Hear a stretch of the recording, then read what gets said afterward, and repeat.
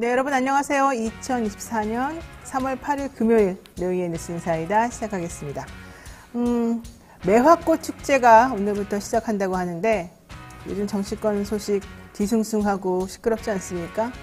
꽃 축제에 조금씩 즐기시면서 마음의 안정을 찾는 것도 좋은 방법이겠구나, 이런 생각을 제가 오면서 한번 해봤습니다.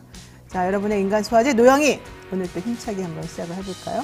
먼저 이진하 기자와 함께하는 뉴스픽 코너, 조금 있다가 우리 뉴스 인사이다 오늘의 시작하는 코너로 한번 얘기해보고요. 그다음에 대담한 대담 시간이면요, 임태훈 전 군인권센터 소장 모시고 이번에 더불어민주연합의 국민추천 비례 후보로 도전한 계기, 또 지금 상황 한번 알아보도록 하겠습니다. 최상정 사건도 좀 집중적으로 지금 추적하고 있습니다. 그 내용이 어떻게 되어가고 있는지도 한번 확인해 보도록 하죠. 이어서 매주 금요일에는요, 진보 달마대사 김종대 전 의원 모시고 현재 지금 돌아가고 있는 이슈 상황 알아보도록 하겠습니다. 생방송 중에 궁금한 점 있으시면 언제든 댓글 남겨주시고요. 노영의 뉴스 인사이다 본격적으로 시작해보겠습니다.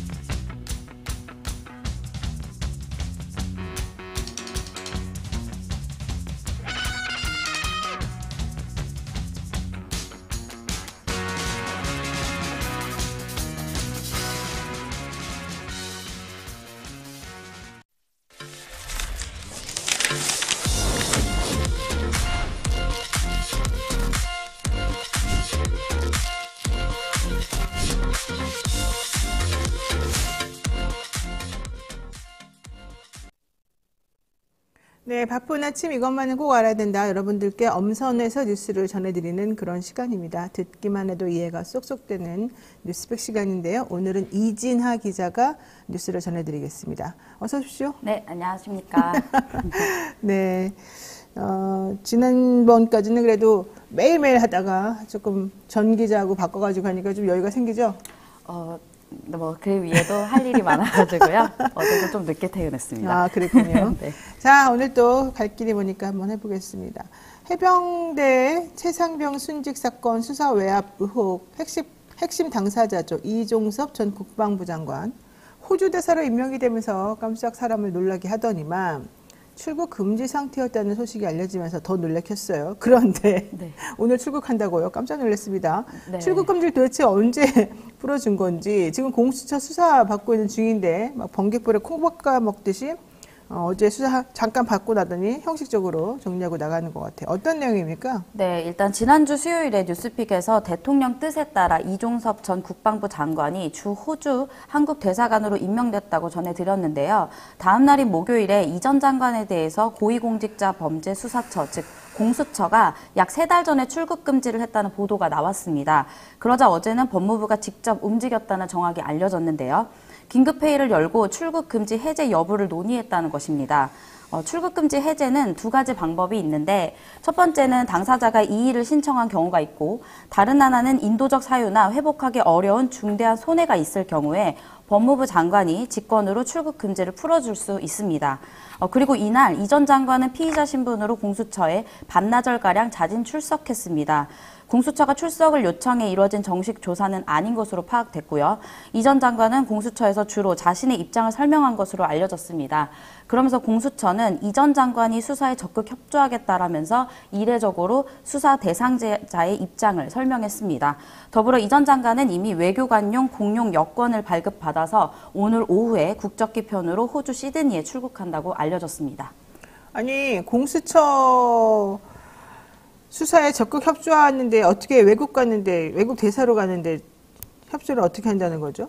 그렇죠. 이 내용도 사실 이제 몇 차례에 걸쳐서 김기한 해병대 사령관이나 유재한 법무관리관 같은 분들에게도 이제 그 수사를 협조해 달라라고 했었는데 그동안 이루어지지 않았고, 사실 이종섭 국방부 장관까지 사실 수사가 이루어진 것은 아니라서 그냥 형식적인 절차만 거치고 간 것이 아니냐 뭐 그렇죠. 이런 얘기가 나오더라고요. 그러니까 지금 대통령실에서도 호주 대사 임명하기 전까지는 뭐 출금 상태를 몰랐다 이런 얘기도 나오고 도대체가 상식적으로 말이 안 되는 얘기들을 하고 있는 중인데 네. 게다가 지금 공수처장 바뀌고 내부적으로도 지금 공수처에 있는 검사들 지금 거의 대부분 다 바뀌고 있는 상황이라서 앞으로 뭐 어떻게 이 상황이 전개될지는 너무 불보듯 뻔한 상황입니다. 이런 상황에서 이종섭 전 국방부 장관을 호주로 결국은 보내버리는 거거든요. 이게 이렇게 급한 일이 아니에요. 사실은 네. 상식적이지 않은 일이 지금 계속해서 벌어지고 있다. 이해할 수가 없습니다. 자, 이런 가운데 지난해 7월 말 해병대 수사단의 수사 결과를 결재했던 이 전 장관이 그동안에 해왔던 해명과는 다르게 수사 결과 발표 직전에 대통령실로부터 전화를 받았다. 이런 내용이 지금 보도가 되고 있어요. 네, 어제 단독 보도가 좀 쏟아졌는데요. 어제 보도 내용을 좀 타임라인으로 살펴보면요. 지난해 7월 31일 11시 57분에 이종섭 당시 국방부 장관이 김계환 해병대 사령관에게 전화를 걸었고 당일 오후 2시로 예정됐던 수사 결과 발표를 취소하라고 지시합니다. 바로 전날인 자신이 결재한 수사 결과를지만 도리어 마음을 바꾼 것인데요. 어제 공수처가 이 전 장관의 휴대전화 통화 내역을 확보해서 분석한 결과 바로 직전인 11시 45분에서 50분 사이, 한 5분 사이에 서울 지역 번호 02로 시작되는 일반 전화를 받은 것으로 확인됐습니다. 이 번호의 발신지는 이태원로, 그리고 가입자명은 대통령실인 것으로 전해졌는데요.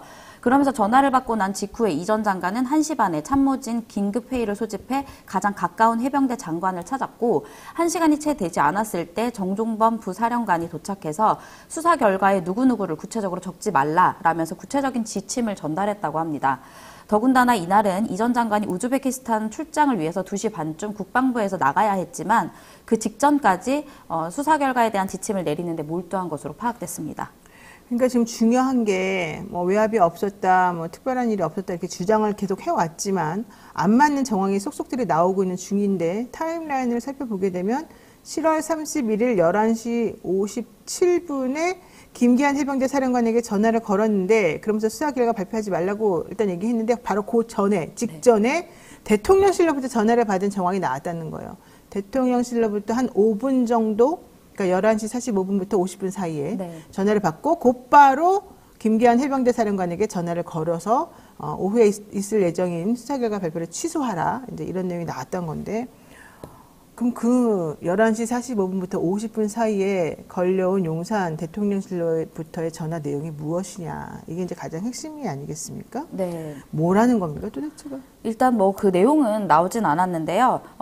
이제 어제 보도를 보니까 이제 해병대 수사단 브리핑을 취소시킨 이후에 유독 한 사람을 좀 챙겼다라는 정황도 나왔습니다. 네. 해병대 박정훈 전 수사단장의 항명죄 수사 기록을 분석한 결과 해병대 수사 결과 브리핑을 결정했던 지난해 7월 30일. 그러니까 31일은 브리핑이 있던 날이었고 그 전날에 이제 결정을 했었던 건데요. 그렇죠. 네, 임성근 사단장을 현장 지휘에서 배제하겠다라는 보도를 받았고 그것을 승인했습니다. 하지만 바로 다음 날 브리핑 취소를 하고 곧장 임 사단장의 근무를 정상적으로 이행하라는 지시를 내렸습니다. 아무래도 전날에 이제 근무를 하지 말라라고 했기 때문에 이제 바로 다음 날 31일은 이제 휴가 처리를 하고 그대로 근무를 하라고 했다는 것인데요. 그러니까 스스로 결재를 뒤집은 것입니다. 물론 임 사단장의 상황을 수시로 체크하며 확인한 것도 나왔는데요. 심지어 우즈베키스탄 출장을 떠났을 때도 이 전 장관이 임 사단장이 정상적으로 직무를 수행하고 있는지 거듭 확인하면서 4차례나 이런 확인한 절차가 확인됐고요. 여기에 공수처는 유독 국방부 수뇌부가 임성근 사단장의 근무 복귀를 챙긴 이유, 실체에 누가 구체적으로 그 수사 방향을 지시했는지 조사를 이어가겠다라고는 밝혔습니다. 그러니까 해병대 박정훈 수사단장이 이제 수사를 해보고 이거 좀 임성근 사단장 문제가 있다라고 생각을 해서 7월 30날 이종석 국방부 장관에게 임성근 사단장 문제가 있으니 현장 지휘에서 배제하겠다라고 보고를 했습니다. 그랬더니 그래라 승인을 일단 했다는 거죠. 네. 그리고 그 다음 날인 7월 31일에 이 수사 내용에 대해서 보고를 하겠습니다. 브리핑을 하겠습니다라고 했더니 그래라 이렇게 또 얘기를 했다는 거죠. 그랬는데 그 다음 날 그리고 이제 우즈베키스탄으로 출장을 떠날 예정이었는데 11시 45분부터 50분 사이에 갑자기 전화 한 통을 받고 나서 이 모든 게 다 뒤집어졌다는 얘기입니다. 네. 그리고 그동안에 본인은 누구로부터 외압을 받은 적도 없고 누굴 특별히 챙긴 적도 없다라고 주장해 왔지만 알고 봤더니 바로 이 임성근 사단장이 정말로 이 직무에서 배제가 됐는지 안 됐는지, 본인이 말대로 제대로 근무를 하고 있는지 아닌지 이런 것들을 계속해서 잘 챙기고 있었더라. 그렇다면 7월 31일 11시 45분부터 50분 사이에 받은 전화와 임성근 사단장의 보호 여부가 특별한 상관관계가 있는 거 아니겠느냐, 이게 바로 합리적인 의심을 네. 받을 수밖에 없는 상황이 되는 것이죠. 네. 그래서 공수처가 유독 국방부 수뇌부가 임성근 사단장의 근무 복귀를 챙긴 이유가 도대체 뭐냐, 누가 구체적으로 이런 상황을 지시했고 그런 방향으로 몰고 갔느냐, 이걸 조금 조사해 보겠다라고 했는데 네. 그거를 어제 그 짧은 시간에 잠깐 조사하고서 당신 수사 잘 협조하고 있으니까 호주 잘 가세요라고 하고 보내버렸다는 거가 말이 되느냐, 이제 이 얘기인 거죠. 네, 맞습니다. 야, 대통령실 해명도 이해가 안 가지만 오늘 호주를 떠나면 앞으로 공수처 조사가 안 될 텐데 공수처는 잘 수사 협조하겠다고 했다더라. 무슨 코미디입니까? 네, 앞뒤가 맞지 않는 이야기가 나오고 있습니다. 네. 일단 뭐 대통령실에서는 출국금지 관련해서는 일단 출국금지 등 공수처의 수사 상황에 대해 일절 알 수 없었다라고 설명을 했고요. 주 호주 한국 대사관 관계자는 이 전 장관의 부임 시점에 대해서 말할 수 없다는 입장을 밝혔습니다. 말씀하신 것처럼 이 전 장관이 호주로 출국을 하면 사실상 공수처 수사가 불투명한 것으로 보입니다. 일각에서는 과거 박근혜 정부 때 탄핵 국면에 접어들었을 당시에 계엄령 문건을 작성해서 내란 음모 혐의로 수사를 받아온 조현천 전 국무 기무사령관의 사례가 될지 다시 반복될지 우려를 표하고 있습니다. 조 전 기무사령관은 지난 2017년 2월 헌법재판소가 박 전 대통령을 탄핵할 때를 대비해 기무사 내 전담팀을 꾸리고 계엄 검토 문건 작성을 지시하는 등 내란을 모의했다는 혐의를 받았지만 이 같은 해에 12월 미국으로 도피하면서 합수단은 조 전 사령관의 신병 확보가 어렵다는 이유로 약 1년 뒤에 기소 중지를 했습니다. 이후 6년 만인 지난해 3월에 귀국했는데 검찰이 압송했고 그리고 이제 한 차례 조사를 한 후에 구속을 했습니다. 그렇지만 석 달 만에 보석으로 풀려나면서 최근에 유야무야 되는 게 아니냐 했는데 또 검찰이 무혐의 처분을 최근에 내리면서 사건 자체가 흐지부지 된 사례도 있었습니다. 여기서 여러분들이 정말 주의 깊게 살펴야 될 인물은 임성근 사단장 배후 인물입니다. 임성근 사단장을 그토록 보호해야 될 이유가 도대체 무엇이었을까? 임성근 사단장이 누구랑 연결이 되어 있을까? 임성근 사단장을 보호하라고 지시한 사람은 누굴까? 요 점이 핵심인 것 같아요.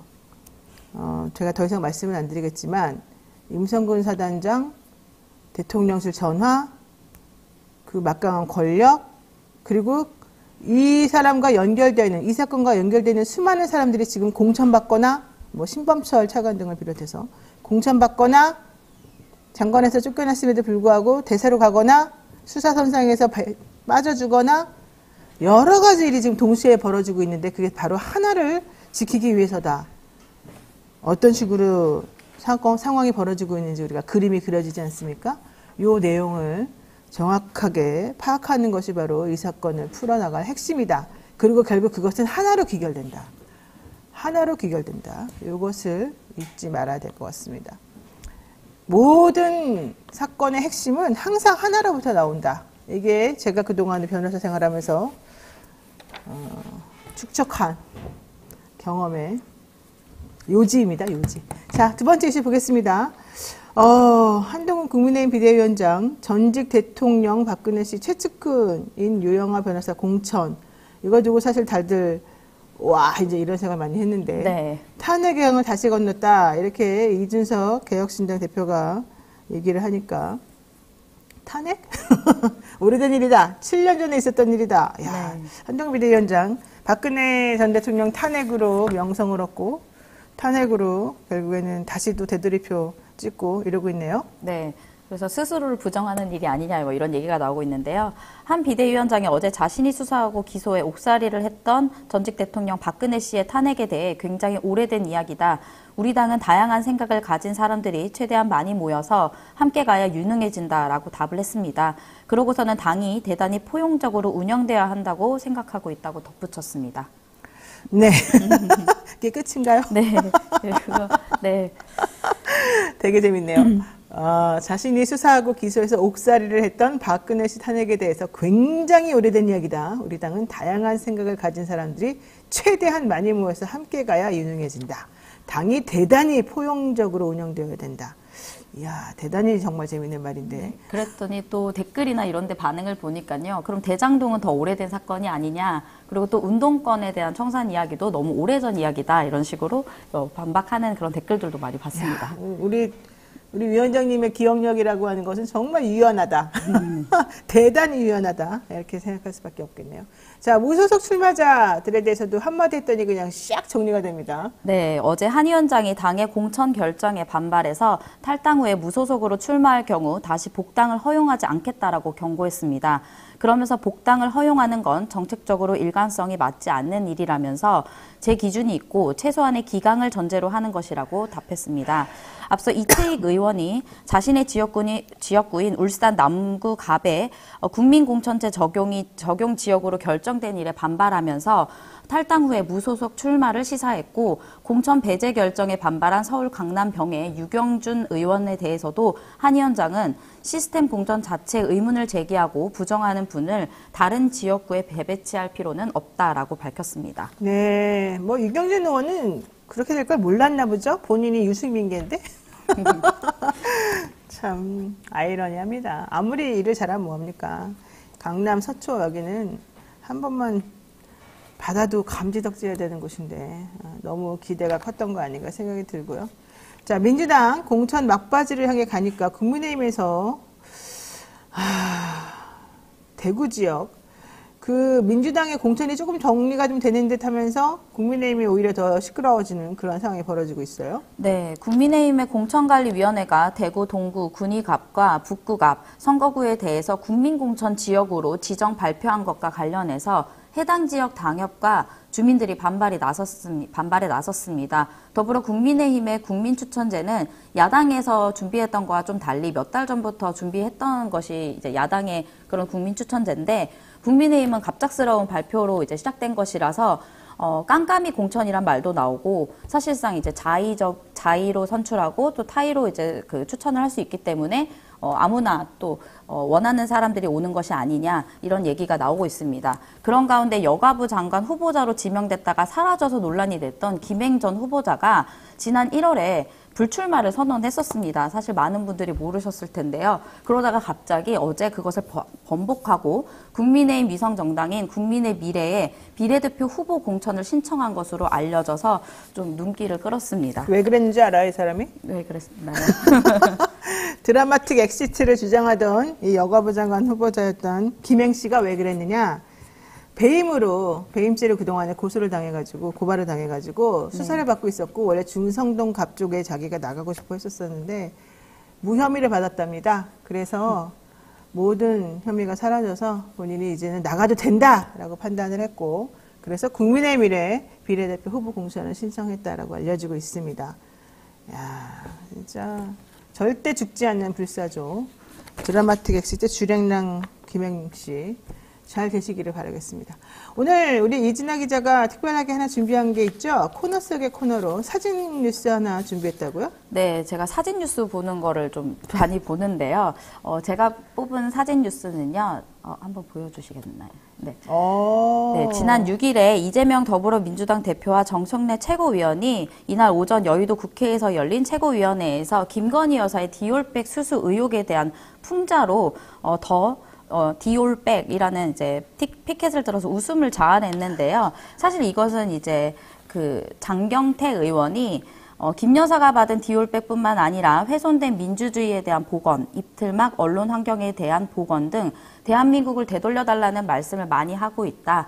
이번 총선에서 입틀막이 없는 대한민국으로 되돌려주시기를 희망한다라고 최고위원회에서 발언을 하면서 나온 피켓입니다. 피켓을 좀 많이 가지고 와서 최고위원들이 다 함께 들었었는데요. 이재명 대표는 이게 왜 이렇게 많이 갖고 왔냐 뭐 이런 얘기도 했었고요. 좀 재미난 장면이 연출돼서 이걸 좀 갖고 와봤습니다. 저 사진 좀 보시면 저게 더 올백입니다. 더 올백. 모두 돌아가라. 네. 모두 과거로 혹은 다 가라. 뭐 이런 뜻이 되는데 이게 영어로 읽을 때는 모음 앞에 이 더가 쓰이게 되면 D를 읽잖아요. 그래서 D올백이 됩니다. D올백. 네. 너무 재밌지 않습니까? 네, 요즘에 이재명 대표가 여기저기 다니시면서 이제 풍자와 해악과 사이다 본연의 모습을 좀 찾아나가고 있는 상황인 것 같은데 정청래 최고위원하고 이 하나의 퍼포먼스가 또 사람들에게 웃음을 자아내면서 쓴 맛을 또 주고도 있습니다. 네. 이진아 기자 수고 많으셨습니다. 네, 감사합니다. 네, 계속해서 적극 참여해 주시고요. 저는 잠시 후 대담한 대담으로 돌아옵니다.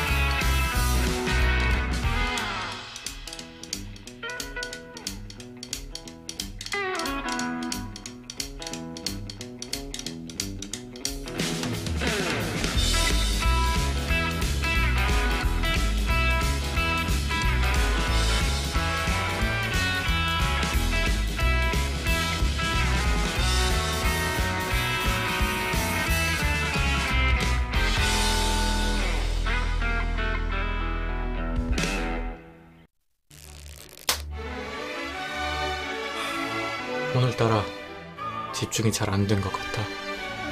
모름지기 공부는 깨끗한 책상에서 해야 잘 되는데.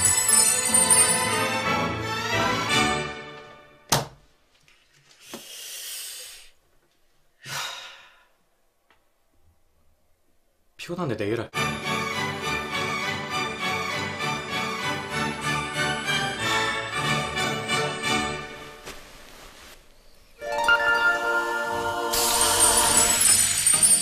걱정 마세요.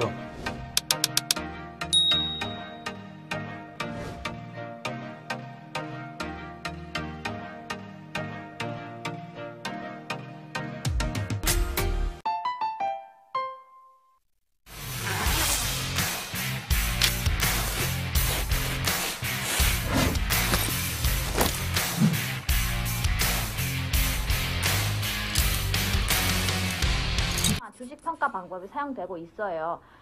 다 들어봤죠, 이거? 이건 기본이잖아. 이거 모르는 사람 있어? 자, PAR. PAR 뭐야? 따는 거. 그치, 그게 주당 시장.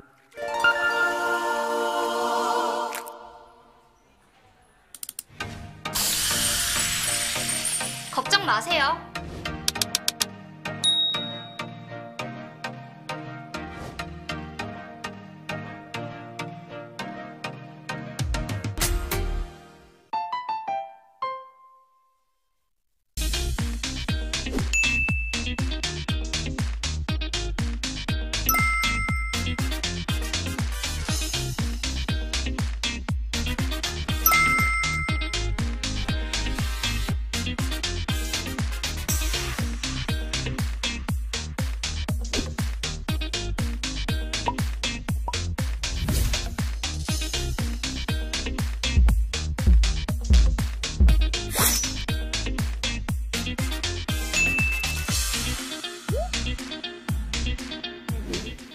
근데 1,000만 원을 초과하면 어우 정말 너무 잘했어.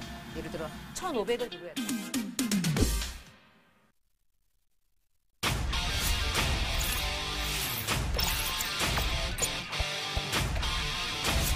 이토마토 전문가와 함께하는 올인원 서비스. 주식 투자 교육, 주식 종목 추천, 주식 투자 방법. 장 시작부터 마감까지 라이브 온 에어, 실시간 생방송. 현명한 투자를 위한 투자 교육과 투자 방법. 이토마토가 여러분과 함께하겠습니다. 네, 산삼의 본향 함양 지리산자락 800고지에서 농약 한 방울 비료 한 톨 없이 오로지 자연의 힘으로만 자란 산양 산삼입니다. 사포닌 함량이나 효과는 자연 산삼과 진배가 없다고 하고요.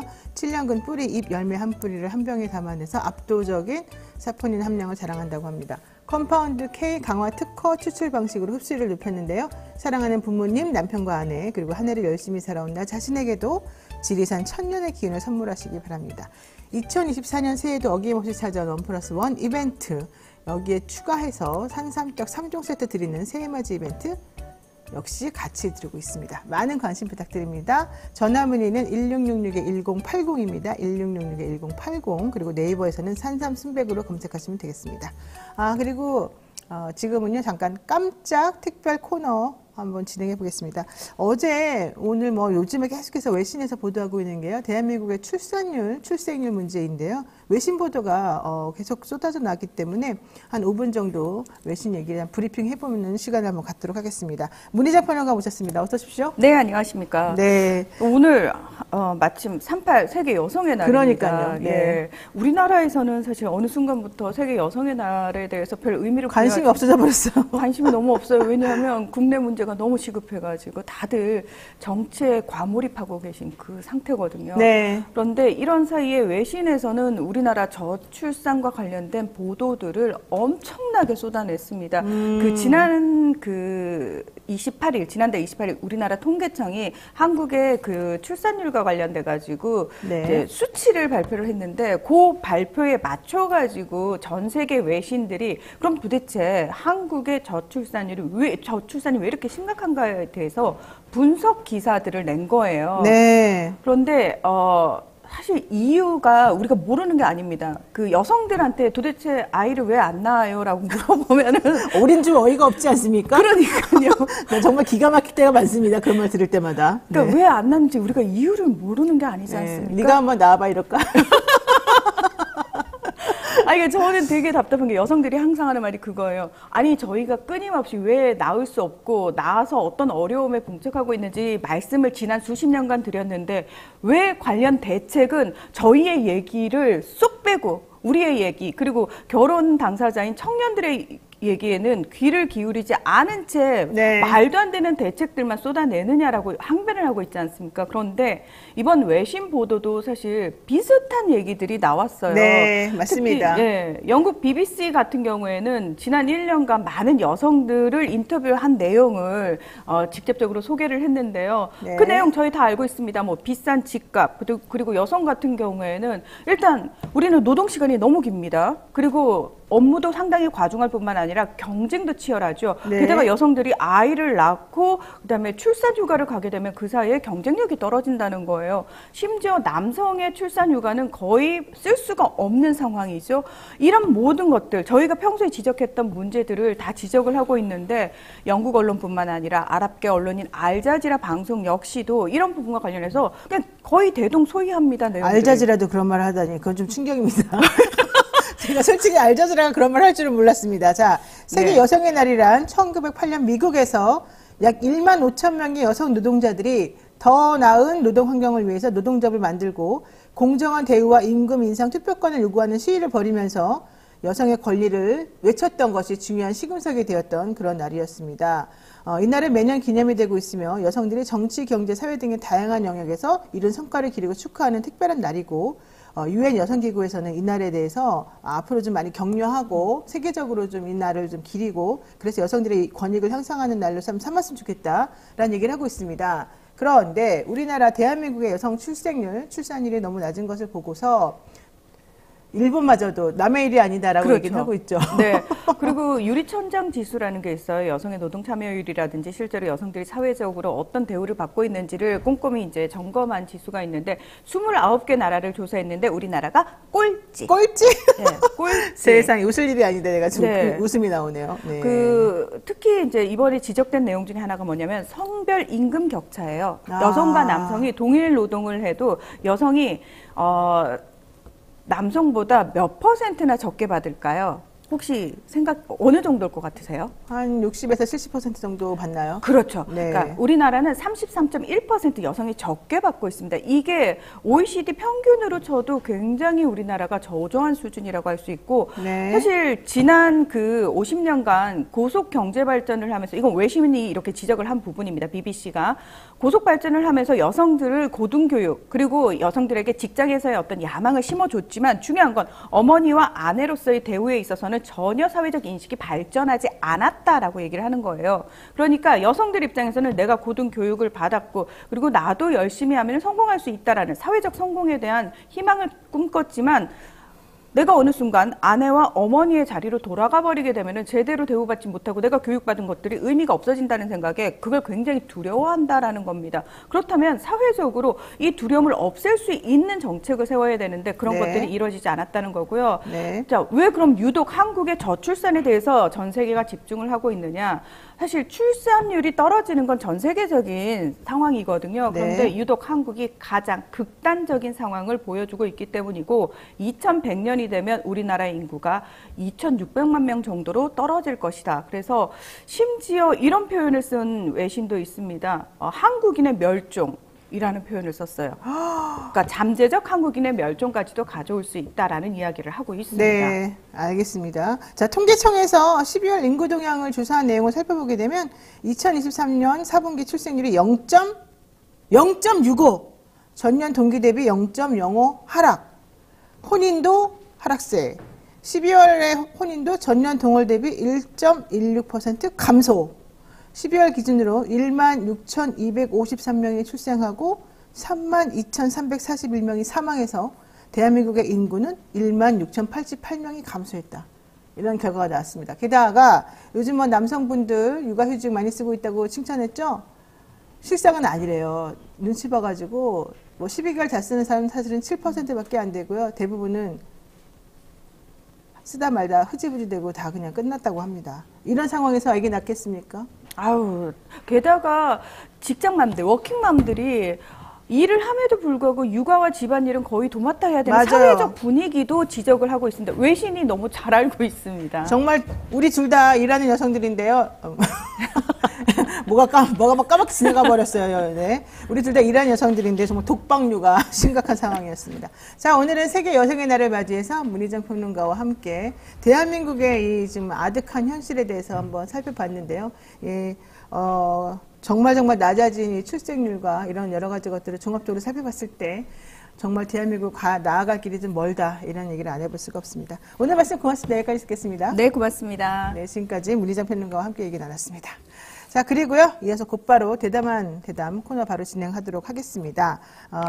원래 임태훈 소장하고 먼저 얘기를 하기로 했었는데, 좀 순서를 바꿔서요, 김종대 전 의원하고 먼저 이야기를 나누도록 하겠습니다. 어서 오십시오. 안녕하세요. 네, 우리 진보 달마대사. 급박하게 돌아가는 한반도 정치와 안보 상황을 매주 금요일 우리 김종대 전 의원과 함께 짚어보고 있죠. 자, 민주당 공천 상황부터 한번 얘기를 해보겠습니다. 네. 요즘 많이 바쁘시죠, 사실은? 사실 많이 바쁘죠. 돌아다닐 지역이 많습니다. 왜 이렇게 돌아다니시는 거예요? 뭐 정치 나가시는 것도 아니면서. 아니, 뭐 제가 나가는 건 아니고, 네. 뭐 여기저기 좀 개혁적 후보의 동향이 몹시 관심사고, 이제 추후에 저 같은 경우는 22대 국회 국방위에서 대격돌이 벌어지기 때문에, 그렇죠. 거기에 누가 진출하느냐가 저한테 초미의 관심이죠. 아. 이미 국민의힘 쪽은 뭐 최수근 상병 외압 세력이 다 공천을 받아놓은 상태. 그러네요. 뭐 신범철, 그다음에 임종득, 예. 안보실 2차장, 국방부 차관. 거기에다가 이종섭 전 국방부 장관은 해외로 빼돌리고. 네. 아니 뭐 이미 그림이 다 나왔어요. 그러니까 이걸 누가 돌파하느냐 이런 게 굉장히 중요해요. 여기도 선수가 있어요. 그래서 지금 부승찬 후보가 고석 전 군사고등법원장하고 지금 맞서서 용인에서 싸우고 있는 거죠? 그렇습니다. 거기에다가 김병주 의원도 공천을 받았어요. 네, 이번에 경선에서 또 승리해가지고. 그렇습니다. 김한정 의원 지역군가요, 거기가? 거기서 어쨌든 지금 승리하고 있습니다. 네. 그런데 국민의힘 후보하고 또 맞붙어서 싸워 이겨야지만 또 국회에 들어가는 거잖아요.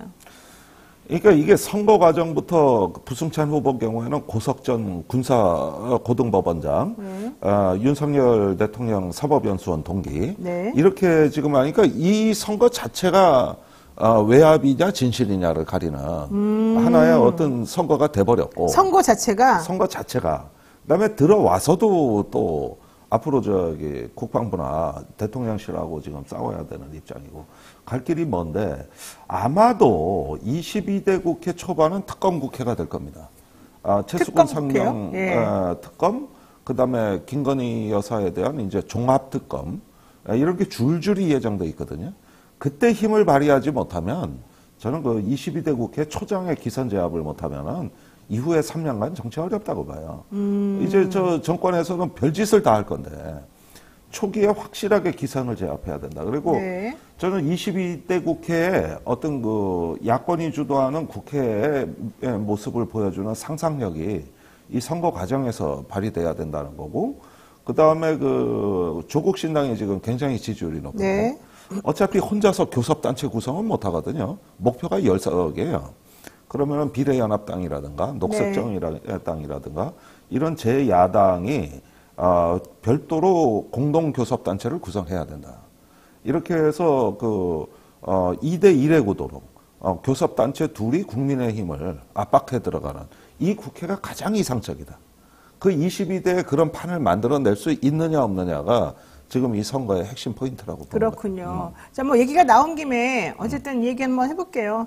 지금 해병대 최상병 순직 사건 관련해가지고 우리 의원님께서 아는 게 되게 많으시잖아요. 근데 어쨌든 그 내용 관련해서 이종섭 전 국방부 장관이 출국도 금지가 됐었었고 공수처에 수사도 받았었는데 이번에 호주 대사로 내정이 되면서 깜짝 놀랐어요. 우리 모두가 어떻게 출금된 사람 그리고 수사를 받고 있는 사람을 이렇게 호주 대사로 내정을 하고 오늘 또 출국을 시켜버리느냐. 이거 뭔가 도피시키려고 하는 거 아니냐. 이렇게 조직적으로 이런 의심을 안 할 수가 없는 상황이 됐거든요.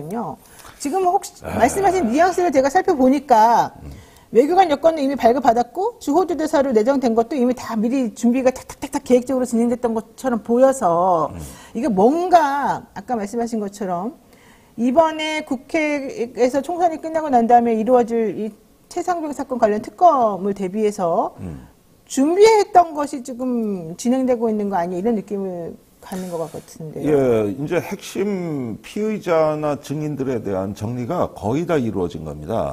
아까 말씀드린 그 외압 당사자 2명, 특검이 되면 제1번으로 소환될 당사자들은 국민의힘 단수공천으로 방탄조로 갔고 해병대의 문제인물 김계환 해병사령관과 임성근 1사단장은 다른 군대는 다 이렇게 군복을 벗고 물갈이가 되는데 해병대만 이 사람들을 지키기 위해서 인사 자체를 포기해서 가지고 현재 눌러놓고 그러니까 민간인으로 내보내면 뭐 어디 또 대사 내보낼 겁니까? 그러니까 여기 눌러놓던가 아니면 빼돌리든가 둘 중에 하나고 그 2명이 그렇고 이종석 국방장관이 이제 모든 의혹의 그 연결고리인데 그렇죠. 여기가 이제 해외로 나가는 거예요. 호주 대사로. 근데 어제 MBC 그 단독 기사에서 중요한 기사가 나왔죠. 그 장관이 작년 7월 30일 날 수사단 수사 결과 보고받고 결재한 다음에 다음 날 번복했잖아요. 네. 그 사이에 우리가 몰랐던 일 하나가 대통령실 전화. 그렇습니다.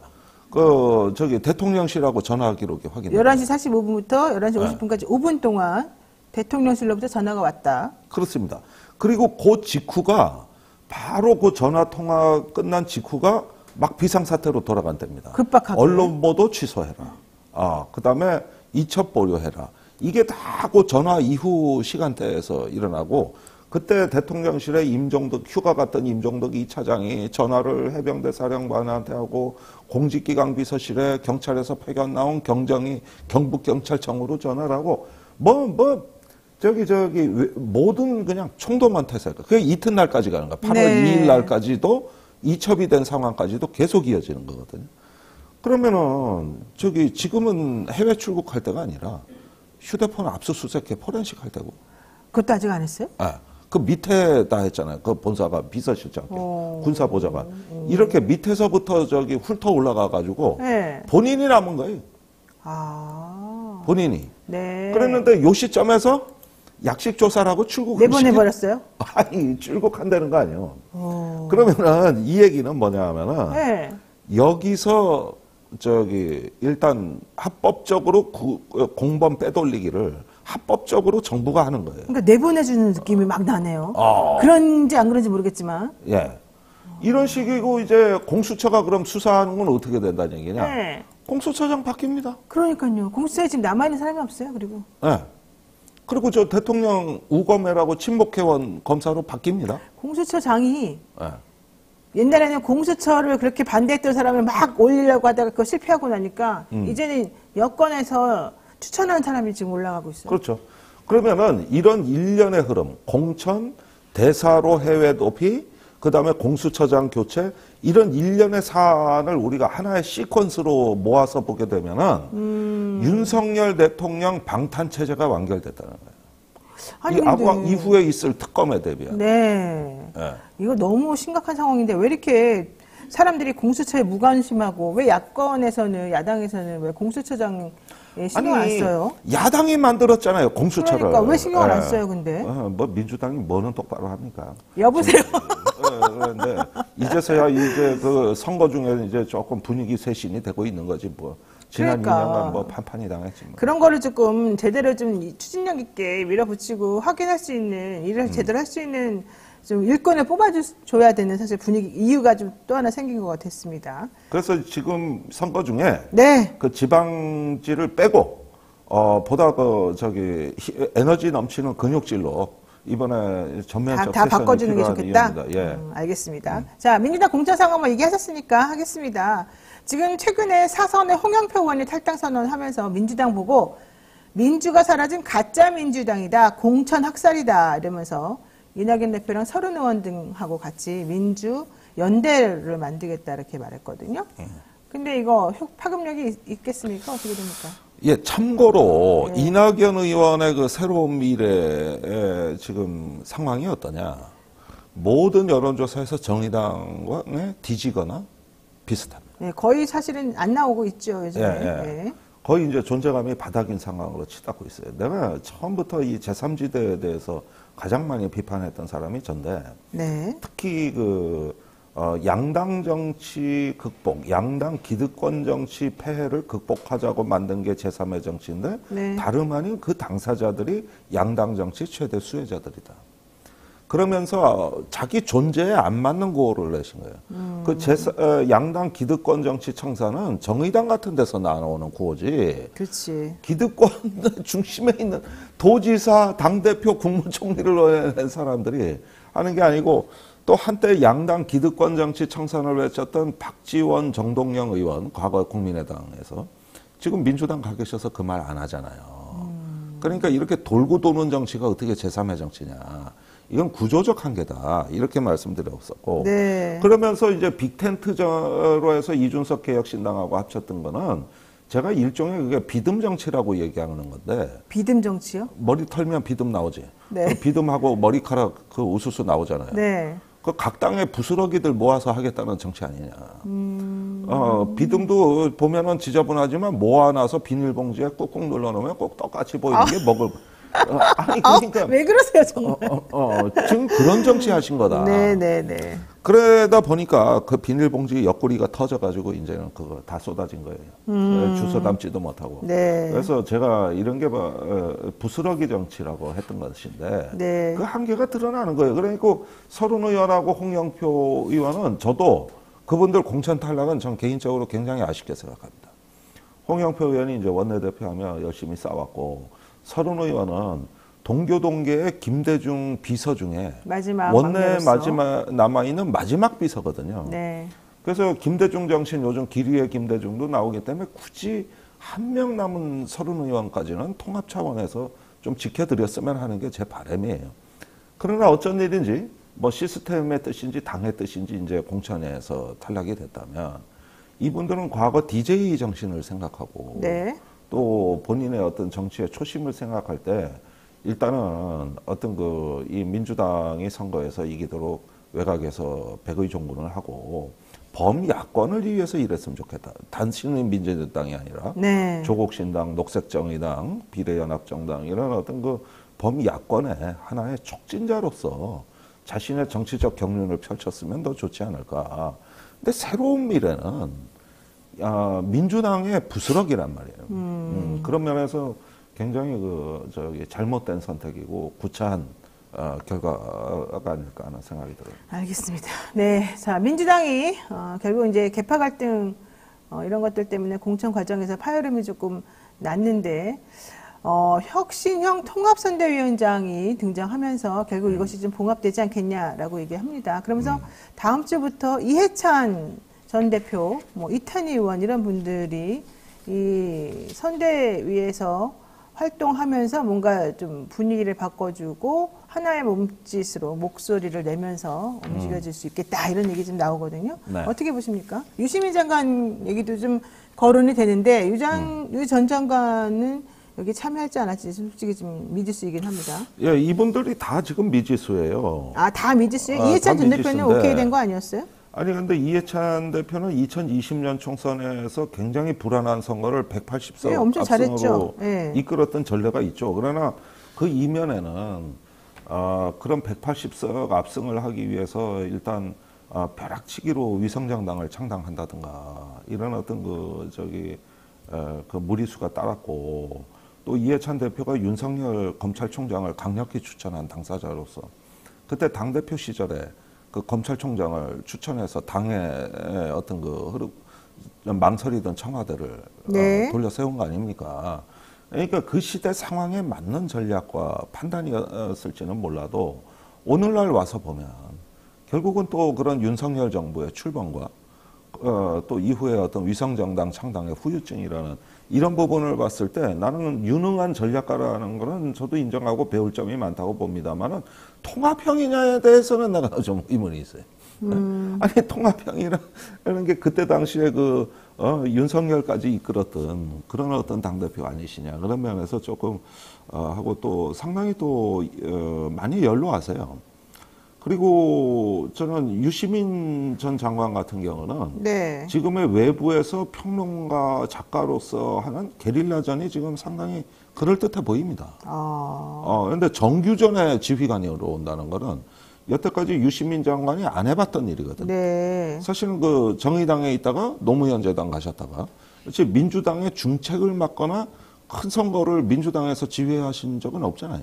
그러니까 사실은 게릴라전에 능하지 정규지연을 해오신 분은 아니니까 일단은 이런 부분도 가만히 돼야 될 것 같고 단지 이탄희 의원이 좀 안타까워요. 그래요? 어제 한겨레 김누리 칼럼이 네. 이탄희를 선대위원장 시켜야 된다. 아예 그냥 대놓고 써버렸더라고. 근데 저는 그건 좀 반대인데 왜냐면 이탄희 의원의 성격과 이런 걸 다 아는 저희 입장에서는 여기죠. 네, 이해찬 전 대표가 사실 71세밖에 안 돼요. 1952년생이에요. 박지원 의원보다는 그리고 적죠. 유시민 전 장관도 워낙 선거와 관련해가지고 전략가이잖아요. 아니 그러니까 그분들이 합쳐지면 좋을 것 같은데. 아니 그러니까 다 합쳐서 공동으로 선대위를 한다든지. 당연히 이제 이런 식으로 해가지고 하되 옛날에 비대위원장, 선대위원장으로서는 김종인 효과 같은 이런 것들을 이제 도모할 수 있어야 되는데 그러려면은 또 당대표와의 권력 분점이 돼야 됩니다. 이제 그렇게 해서 또 마차로 가야 되는데 네. 저는 공천이 빨리 마무리되고 이왕이면 외부 영입을 했으면 좋겠다 선대위원장. 그래요? 네. 어쨌든 그 점에서는 저하고 조금 의견이 다르지만 하여튼 전체적인 맥락에서는 중요하죠. 네, 제 의견이 중요한 건 아니니까 전체적인 맥락에서는 지금 민주당 내에서는 이해찬 선대위원장 중심으로 이렇게 좀 조직을 정리해서 하려고 하는 움직임이 있는 것 같습니다. 네. 자, 국민의힘 공천 상황도 보겠습니다. 쌍특검법 재표결 부결된 다음에 정말 좀 시끄러웠어요. 반발이 나오고. 네. 그런데 한동훈 위원장이 정말 셉니다. 한마디 다시는 니네 못 돌아온다 하고 나니까 그냥 싹 정리가 됩니다. 이런 어떻게 돼야 됩니까? 글쎄 역시 여권의 프리미엄이라고 할 수 있는데 그런 거예요? 이제 보낼 자리가 많다 이 얘기지 뭐. 그런데 사실 국회의원보다 더 좋은 자리 많아요. 그래요? 예, 옛날에 민주당도 여당일 때 선거 떨어지면 예컨대 인천공항공사 사장 보냈다. 뭐 어떻습니까? 네. 앞으로도 더 그 기득권이 남아있기 때문에 이건 여권의 프리미엄이라고 봐야 되고요. 근데 이제 김건희 특검 재의결이 이제 무산된 직후에 네. 제가 보기에는 드디어 막가파식 공천이 국민의힘에서 출연을 했다. 그러니까요. 네. 울산에서 이제 그 이채익 의원이라든가 네. 또 대구에서 유영아 변호사라든가 그 도모 변호사도 있습니다. 네. 대구에서 두 군데가 이제 박근혜 측 두 변호사가 공천을 받았고 네. 거기에다가 지금 벌어지고 있는 일련의 방탄 공천들 네. 이명박 정부 시절에 사이버 댓글 공작을 했다 실형을 집행유예를 받은 사람도 공천받고 거기에다가 특수활동비 그 무단 수령해가지고 윤석열 대통령이 감옥에 잡아쳐는 검사도 사면받고 공천을 받았고 그 다음에 박덕흠 의원 같은 경우는 이미 국토위에서 자신이 운영하는 업체에 그 정부로부터 3천억 넘는 공사 수주를 받아가지고 그러니까요. 이해 충돌로 해서 출당까지 당하신 분이 다시 어느 날 살아와서. 슬그머니 복당해서 공천받았고 현재 돈봉투 사건이 터져가지고 거의 뭐 돈봉투 받는 장면이 CCTV에 찍히고 그러니까요. 이거 그 뭐 뒤에 돌려줬다고 제가 보기엔 진정성이 의문이 되는 이런 해명을 한 그 의원도 또 공천을 받았고. 그러니까 뭐 카페 주인 돈을 줬다는 카페 주인이 돈을 줬다 그랬다가 안 돌려받았다 그랬다가 뭐 돌려받았다 그랬다가 말이 바뀌고 있는 와중에 네. 또 증거들도 막 쏟아져 나오고 있더라고요. 요즘에. 그러니까. 네. 그러니까 이게 이렇게 보면은 이거는 국민의힘 공천은 이렇게 보면은 두 가지인데 하나는 고인물 유통기한이 지난 제품을 여전히 진열대 상품 진열할 때 매장에 안 치운다. 고인물. 네. 그러니까 이건 완전히 유통기한 지난 식품들이에요. 또 하나의 한쪽에는 말하자면은 어떤 지가 먹고 싶은 거, 특정한 고객한테만 사익을 줄 수 있는, 일종의 어떤 프리미엄 상품을 끼워 넣기를 했다. 네. 이렇게 해가지고 이상한 진열대를 만든 거예요, 이게. 그래서 제가 보기에는, 이런 어떤 마카파식, 그리고 방탄공천, 기득권 공천, 이러는 어떤 국민의힘이 22대의 이 공천체제에서 선거를 하면 앞으로 대한민국 개혁은 끝난다. 노동, 교육, 연금, 더 나가서 대한민국을 다시 활력이 넘치게 만들 수 있는 어떤 기득권을 재구조화하는 개혁. 그래서 출산율을 다시 회복하고, 그 다음에 청년들에게 기회를 주고, 그 다음에 국가의 구조를 뜯어고치는 개혁은 글러먹었다. 이분들은 절대 개혁을 하는 인물들이 아니라는 거예요. 그리고 네. 방탄만 열심히 할 거다.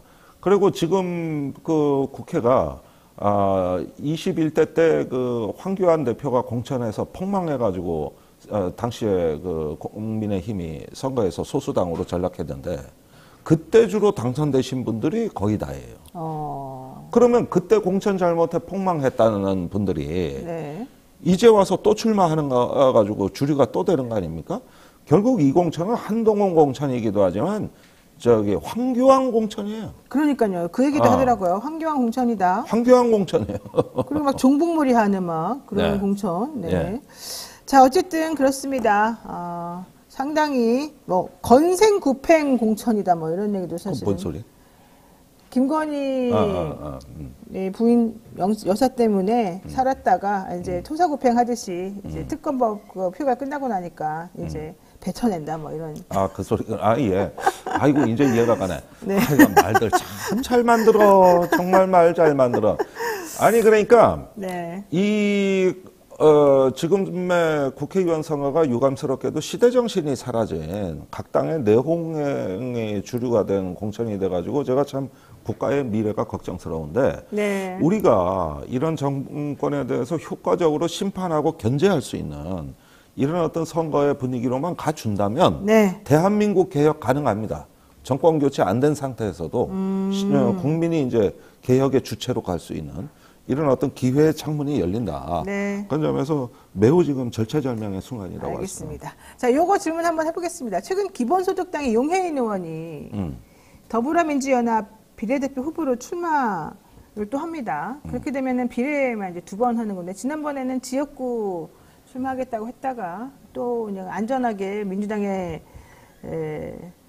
민주당과 같이 합류하면서 비례대표 또 나간다. 이거 좀 문제 아니냐 이런 얘기 나오거든요. 이건 어떻게 보십니까? 그러니까 이걸 금지하는 법이나 당내 규정은 없어요.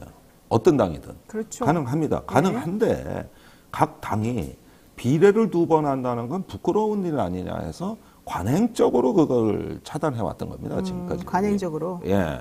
그지 당규에는 없는 거예요. 뭐 그렇죠. 정의당도 없어요. 제일 센 그 정의당도 그런 게 없는데. 그러면은 보십시오. 저는 용해인 의원이 이제 저번에 그 비례연합당 초선 진보 후보들하고 방송 출연하는 걸 봤는데 다 우리가 처음 보는 새로운 에너지인데 혼자만 다 알려진 이제 벌써 현역 의원이란 말이에요. 그러니까 격이 안 맞아요, 우선.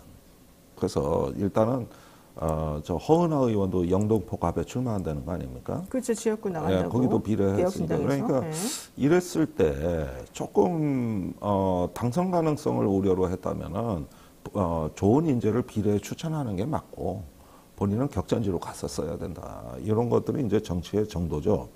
다만 기본소득당의 의원 한 명인 당인데 이런 문제들까지 따질 여유가 있었을까 한편으로 이해는 가요. 오죽했으면 그럴까.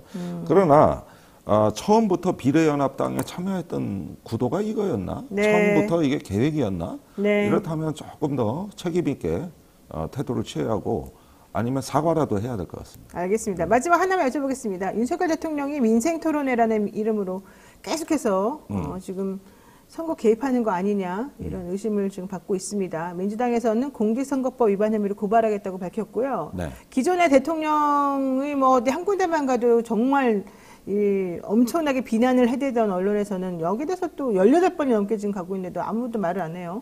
아, 참네. 아니, 국가가 완전히 거덜날 일이 저 뭐 민생 토론에 거의 천조에 해당하는 돈을 막 다 풀었다면서요. 아니, 그리고 어디 가도 똑같아요. 산업단지, 철도, 공항. 아니, 똑같아요. 어디 가도. 지금 우리가 그렇게 공항이랑 이런 거 막 해야 될 때가 지금 아닌데. 전국에 가서 지금 전국 지방공항 포화 상태인데 네. 똑같아요. 그래가지고 그거 아니면 고속도로, 아니면 부동산 재개발인데 이걸 하려고 그린벨트와 군사보호구역 해제를 무더기로 발표했어요. 그러니까요. 지금 전국토 30% 넘는. 성남공항과 서산공항이 지금 무력화될 아주 위기의 순간인데 과거에 공군총장 막 옷까지 벗으며 저항했던 거라고 예비역들이 들어놓고 그런데 네. 다 해치웠어요. 네. 이거 제가 분명히 말씀드리지만 두 공항이 무력화되고 개발의 광풍이 대통령 말대로 되면은 우리나라 안보는 끝장납니다. 석해에서 국지전이 일어난다 그랬는데 네. 석해에서 국지전이 일어나면은 F-16 전투기가 지원하는 기지가 서산 기지인데 이걸 싹 없애? 군사보호구역을? 아이고 대안도 없어요. 이 딸은 어디로 옮기겠다는 말도 아니야. 그냥 해줘야겠다. 그러니까요. 네. 아이, 참. 이건 거의 거덜날려. 근데 이렇게 해도 되는 거예요? 왜 아무 말도 안 해요? 저는 이게 국방에서의 양평고속도로 사건이라고 보고 또 저기 그린 녹지 해제 같은 경우도 제2, 제3, 제4의 양평고속도로 사건이라고 봅니다. 거기에서 앞으로 그 해당 지역에 규제 해제 지역에 땅은 누가 갖고 있는지 등기부등본 다 떼봐야 돼, 이거 지금. 알겠습니다. 이거 지금 보통 문제가 아니야, 이게. 그러니까요. 여기 대해서 좀 올바른 비판과 제대로 된 분석, 또 비판만 할 것이 아니라 정말 그 말이 맞는 말인지, 가능한 일인지, 그리고 이게 정말로 선거법적으로 문제는 없는지 다 좀 면밀히 따져보는. 아니, 근데 한 가지는 있어요. 이자들이 이런 어떤 무도한 일을 하는 배후에는 이번 선거에 굉장한 공포심이 있구나. 오히려? 네. 지금 무슨 수단 방법을 가리지 않고서라도 선거를 지켜야 된다는 이 조급증과 이 공포심리. 그러니까 4월 이후는 어떻게 될지 모른다? 얼마나 두려움이 컸으면 저럴까. 네. 이거는 제가 읽을 수 있을 것 같아요. 알겠습니다. 네, 오늘 대담한 대담은 김종대 의원과 여기까지 좀 정리를 해야 될 것 같습니다. 오늘 말씀 고맙습니다. 감사합니다.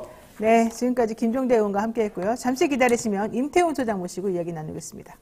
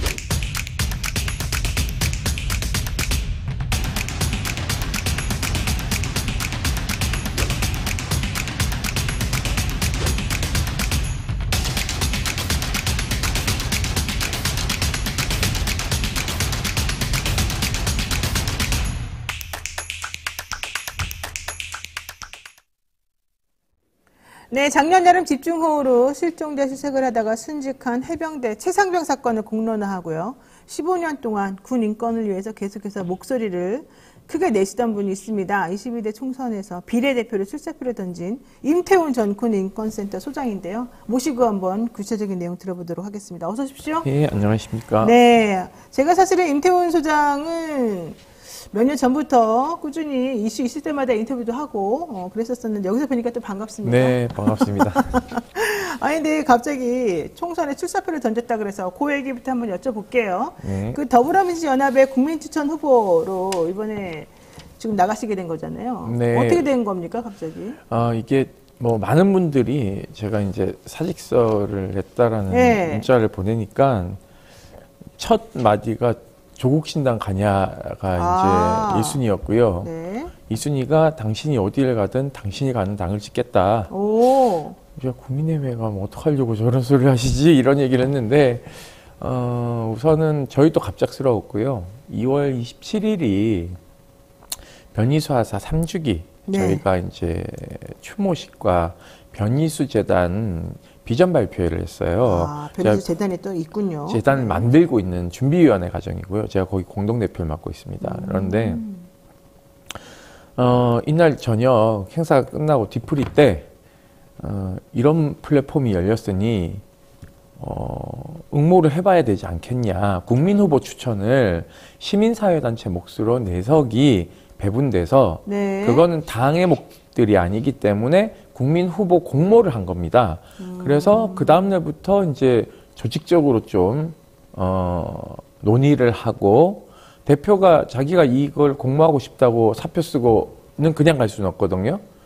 여기 가도 좋다라는 구성원들의 합의가 있어야 됩니다. 그렇죠. 네. 그리고 저희 운영위원회 또 총회도 그 운영위원회도 개최해서 사직서 수리 여부도 판단해야 되고 그 전에 운영위원들 판단도 있어야 되고 김종대 의원님도 저희 운영위원이십니다.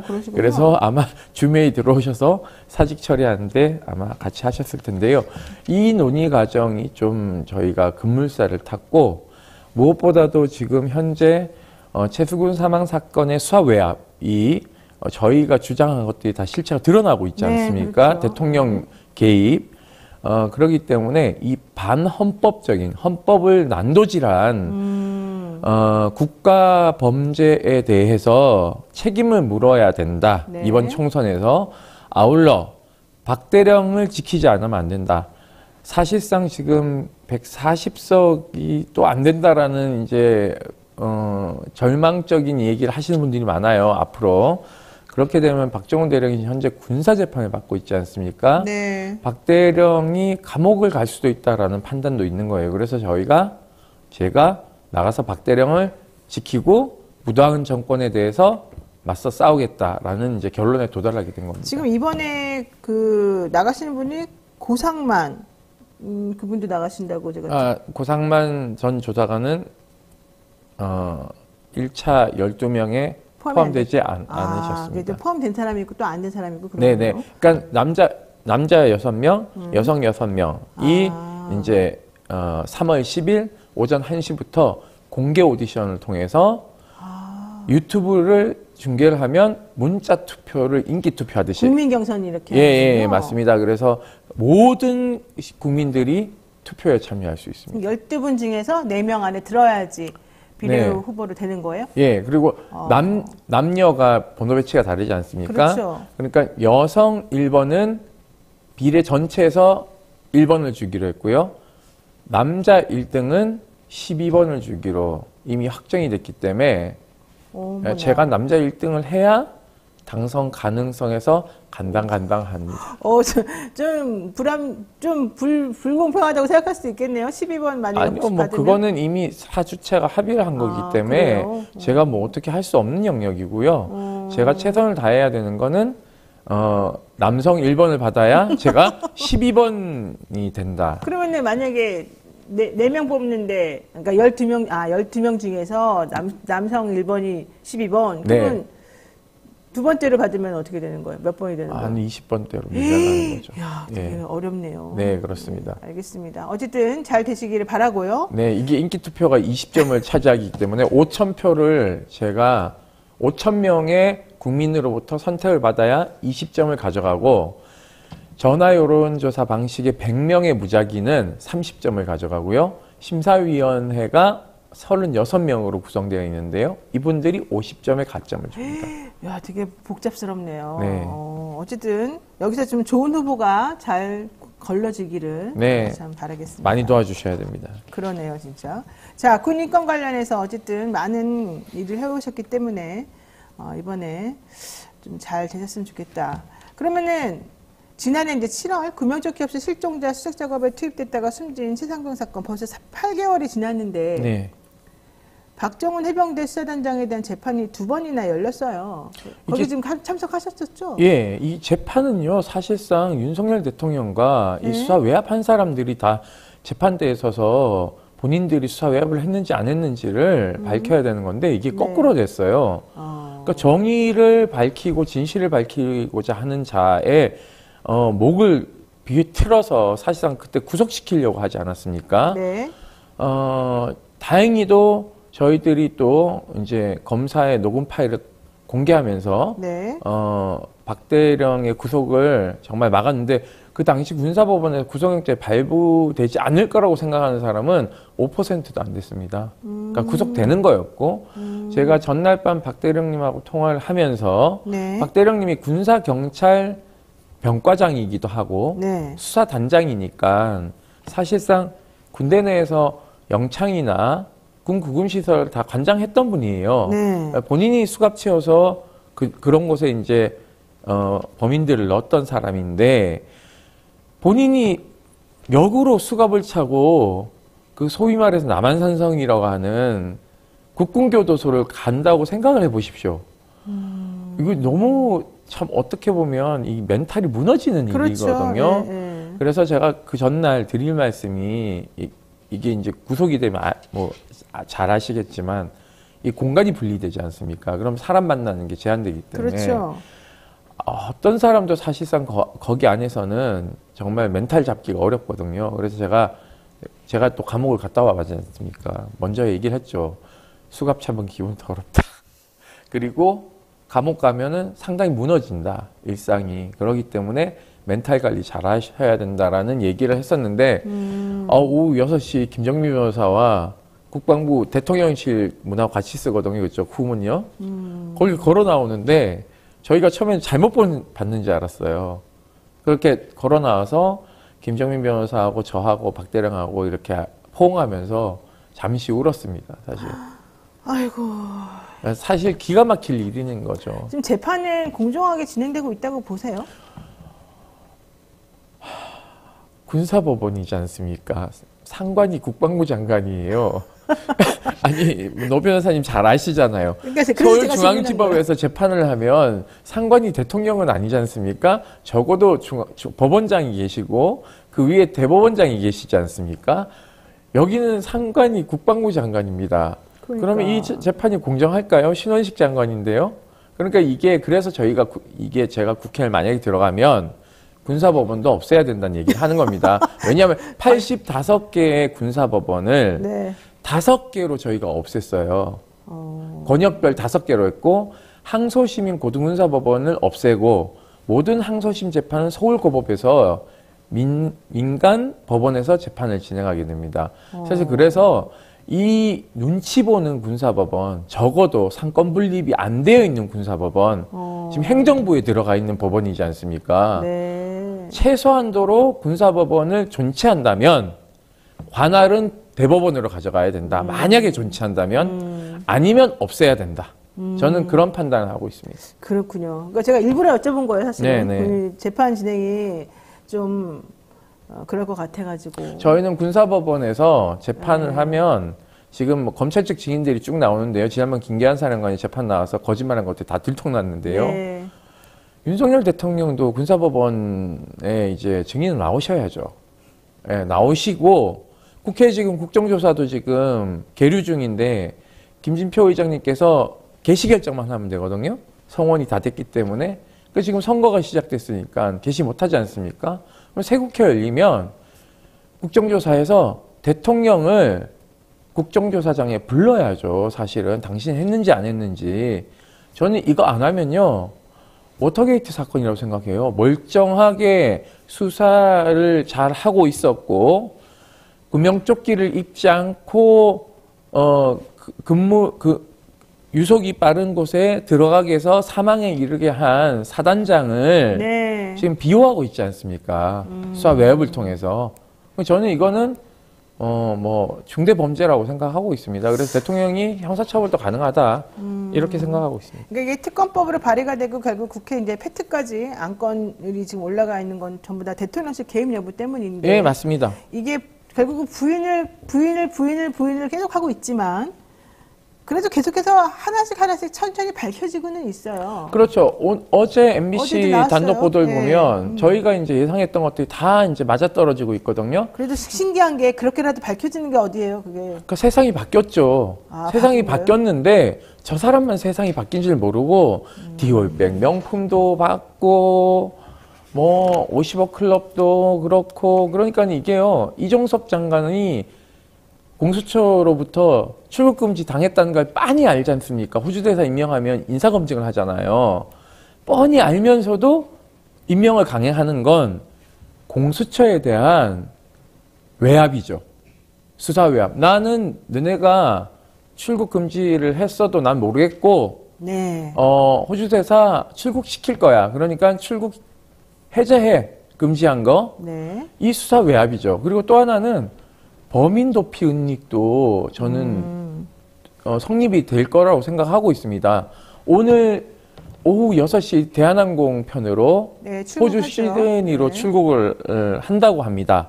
그러니까 결국은 범인을 해외로 빼돌려서 3년 동안 보호하고 있는 것이고, 그리고 또 이 공범 신범철 국방부 차관은 천안 갑에 단수공천을 받았고, 네. 그리고 임종득 전 국가안보실 2차장은 네. 제 고향인 경북 영주에 단수공천을 받았습니다. 공교롭게도 제가 군인권센터 소장을 사임하는 날 임종득 씨가 공천을 받았고, 제가 출마 선언하는 월요일 날 이종섭 장관이 호주대사 임명이 됐더라고요. 그래서 뭐 이렇게 도망가는 모습을 보여주는 게 과연 정권을 바라보는 국민들의 시선을 오히려 더 의욕적으로 증폭시킨다. 네. 저는 그렇게 생각을 하고 있습니다.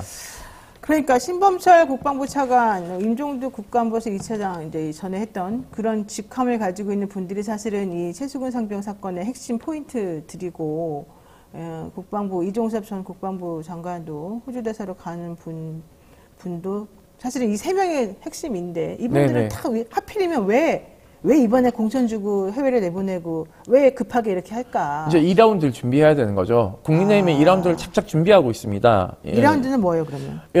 이들의 공범들에게 방탄조끼를 입혀서 대통령의 호위무사를 시키는 거죠, 국회에서. 이 사안에 대해서. 그러니까 아마 그런 각본이 다 짜여져 있을 겁니다. 김건희 여사에 대한 명품백 수수와 관련돼서는 그걸 지킬 만한 호위무사들, 그 이제 주로 검사 출신이겠죠.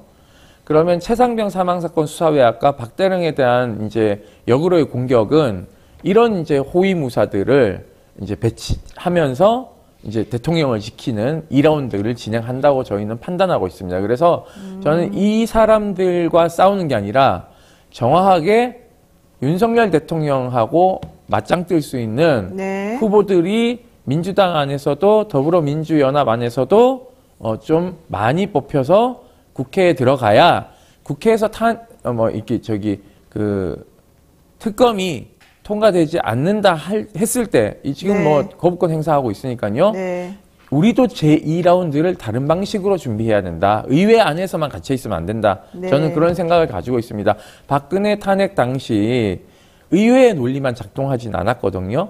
의회의 논리와 네. 광장의 논리와 시민의 논리가 같이 작동됐기 때문에 탄핵이 가능했다. 저는 그렇게 생각을 하고 있습니다. 알겠습니다.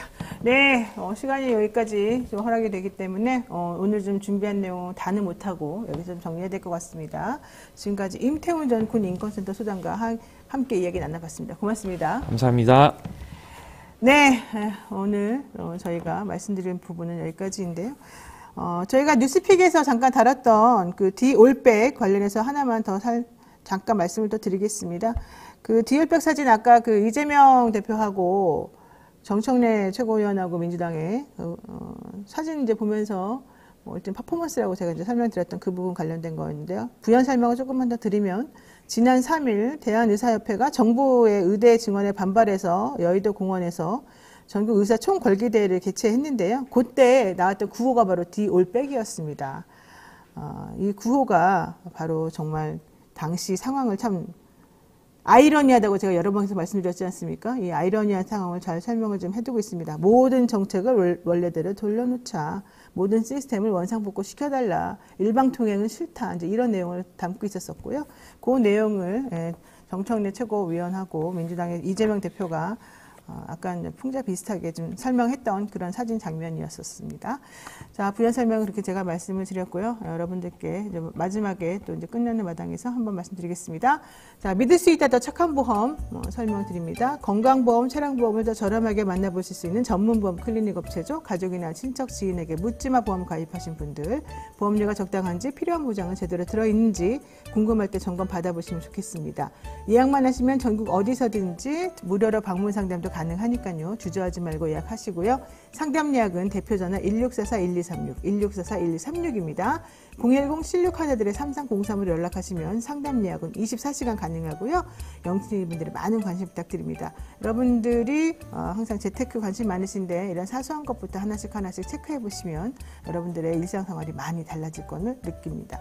자, 오늘 노영의 일진사이다 여러분들하고 많이 속 시원하게 해봤는데요. 잠시 뒤에는 저 노반장이 진행하는 2부 뉴스인사 프라임 진행하겠습니다. 오늘 문희정 평론가 그리고 알파고와 함께하는 세계와 K 코너가 준비되어 있으니까요. 어디 가지 마시고 잠시만 기다려 주시겠습니까?